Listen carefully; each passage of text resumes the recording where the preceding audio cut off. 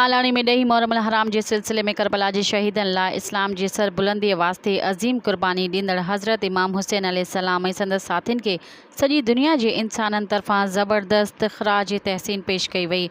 मातम ऐं सीना ज़नी जुलूस बरामद थियो। जुलूस में मासूम अली असगर जो पींघो मौला अली ज़री मुबारक ऐं ज़ुलजना सां जुलूस जी शक्ल में गॾु मुख़्तलिफ़ पिड़नि सां सवें अज़ादारनि ऐं मोमिननि शिरकत कई। जुलूस में नुआ ख़्वानी सीना ज़नी ऐं ज़ंजीरुनि गुर्ज़नि तलवारनि ज़ंजीरुनि ऐं चाकुनि जो मातम कयो वियो।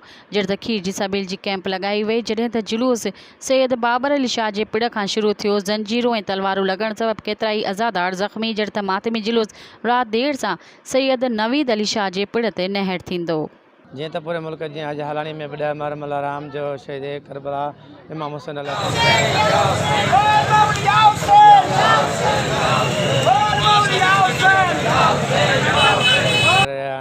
ऐं जेके काफ़िला पंहिंजी मंज़िल तरफ़ रहंदा आहिनि। सिक्योरिटी जी ॻाल्हि कजे त सिंध पुलिस रेंजर्स ऐं स्काउट जा बि नौजवान ड्यूटी सर अंजाम ॾेई रहिया आहिनि। जी मज़ीद ख़बरनि ऐं तफ़सीलात लाइ विज़िट कयो असांजी वेबसाइट www.awamiNewsHD.com ऐं ॾिसंदा रहो अवामी न्यूज़ HD।